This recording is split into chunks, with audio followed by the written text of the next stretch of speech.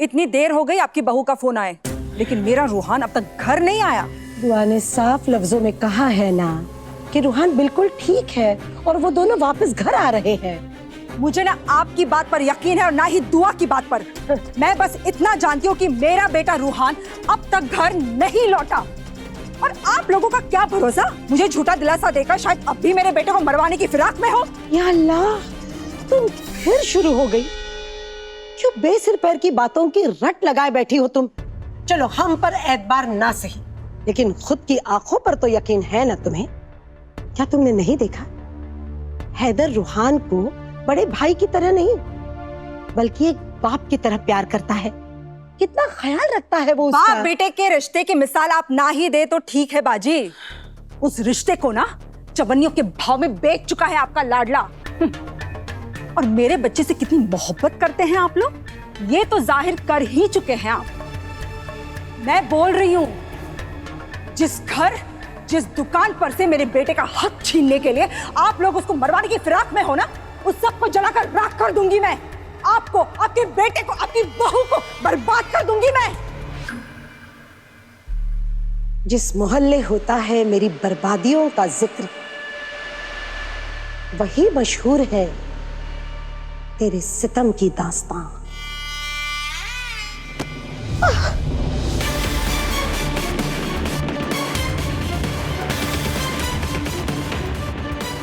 आपकी 2 कौड़ी के शेर सुनकर मुझे आप पे तरस नहीं आने वाला है।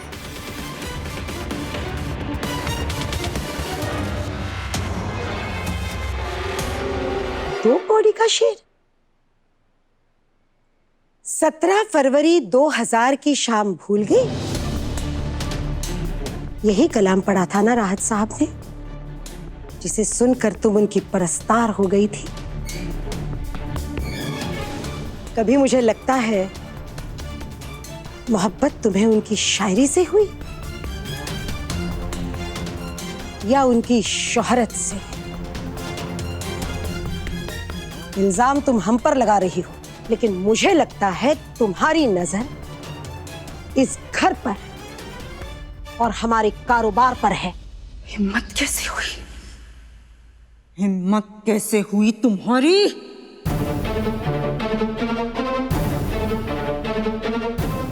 ताज्जुब है आपसे, तुम पर आ गई। इज्जत के लायक तो तुम कभी थी ही नहीं हीना।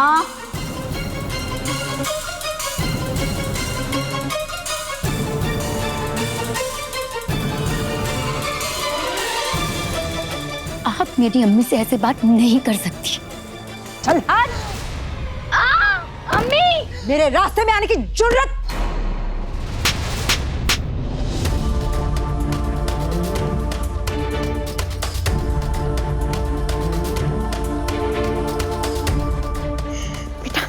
आजा आजा, आराम से। लगी तो नहीं ना बेटा? आराम से बैठ जा मेरा बच्चा, संभल कर।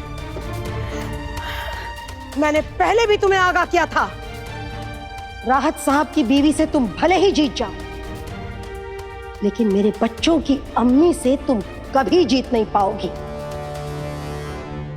जी जी सर, मैं इंटरव्यू के लिए पहुंच जाऊंगी सर टाइम से। जी सर, मुझे पता है 100 से ज्यादा लोग हैं इंटरव्यू के लिए। अरे कैसी बात कर रहे हैं सर, नौकरी लग गई तो आपकी कमीशन पक्की। अरे हाँ 30%। जी जी। गजल, तुम घबराओ मत। इनसे मिलो। नमस्ते। ये है यादव जी, हमारी मुसीबत का हल। कैसे, आपका कोई यहाँ किराए का बाथरूम है क्या? Ruhan. Supreme water tanker service है। यादव जी, मेरी एक कॉल पे यहाँ आने के लिए बहुत बहुत शुक्रिया। कैसी बात कर रही हैं दुआ जी आप? गर्मियों में कितने अनाथ आश्रमों में मुफ्त में टैंकर भिजवाए आपने। और उससे भी बड़ी बात यह है कि पुण्य का काम आप खुद करती हैं और नाम हमेशा अपने पति का लिखवाती हैं।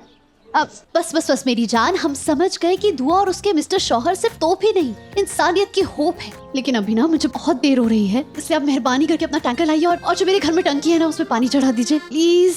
अरे मैडम जी, यही तो दिक्कत है, आपके मोहल्ले की गली इतनी तंग है कि यहाँ मेरा टैंकर आ ही नहीं पाएगा। अब आइए, आपको दिखाता हूँ, आइए आइए आइए। इतना बड़ा गाड़ी कैसे जाएगा? एक तो पता नहीं वो गाड़ी खड़ी करके कौन चला अरे गया भाई था। ये गाड़ी किसकी है?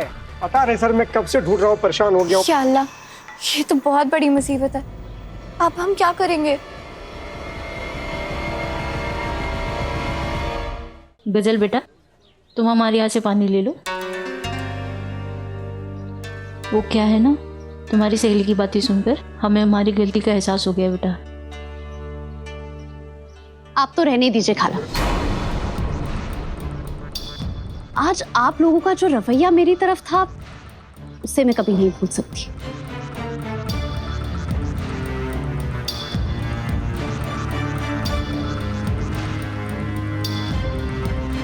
आज तो ना मैं अपनी तकलीफ का हल खुद ही निकालूंगी। ये क्या कर रही है? गजल, तुम ये क्या करने जा रही हो? अब इंटरव्यू पर वक्त पर पहुंचने के लिए मुझे जो भी करना पड़े ना, मुझे मंजूर है।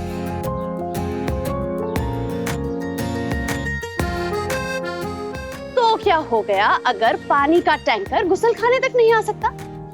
गुसल खाना तो पानी के टैंकर तक चलकर आ सकता है ना। अरे कोहिनूर, तुम्हारा दिमाग खराब हो गया है क्या? ये क्या करने जा रही हो? तुम इधर आओ मेरे साथ। तुम कुछ नहीं करोगी ऐसा।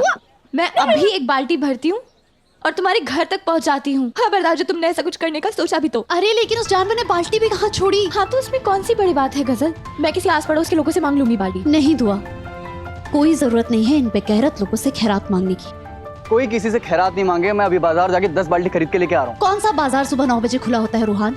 और नोएडा पहुंचते पहुंचते मुझे कम से कम 1.5 घंटे लग जाएंगे। और मैं ये इंटरव्यू मिस नहीं कर सकती हूँ। तुम लोग समझ नहीं रहे हो। मुझे जाना है। नहीं गजल, पानी की किल्लत की वजह से एक लड़की को खुले में नहाना पड़े, ये मैं बिल्कुल नहीं देख सकती। सुनो मेरी बात, माना कि नौकरी बहुत जरूरी है, पर एक लड़की के लिए उसकी इज्जत को महफूज रखना उसका फर्ज होता है। तुम लोग को यहाँ, मैं अभी आती हूँ। दुआ। कोहिनूर, भाभी पे भरोसा रखो। भाभी कोई ना कोई तरकीब जरूर ढूंढ निकालेंगी। रूहान, मैं मानती हूँ तुम्हें और दुआ को मेरी फिक्र है, लेकिन शायद तुम और दुआ मेरी मजबूरी नहीं समझ पाओगे। हैदर से इजाजत लेके मुझे गजल को घर लेके जाना होगा। 2 और ऐड करो उसमें फटाफट। अरे क्या हो रहा है यार रवि? तुम्हारा फोन एक तो आधा टाइम बजता रहता है, और बजता नहीं है तो वाइब्रेट करता रहता है। फोन इसने तो मेरे नाक में भी।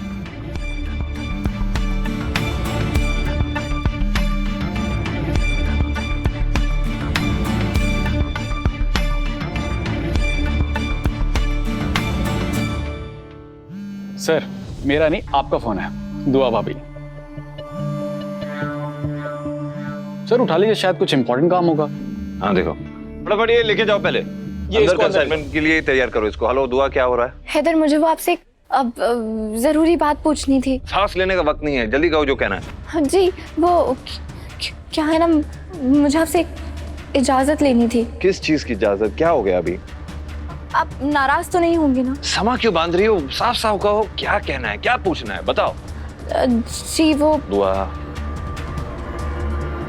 घर का कोई मसला है? जी। हाँ तो उसके फैसले तुम ले सकती हो ना, प्रॉब्लम क्या है? जी पर बात ही कुछ ऐसी है कि आपकी इजाजत लेना जरूरी है। अगर 10 सेकंड में तुमने नहीं बताया क्या मसला है तो देखो।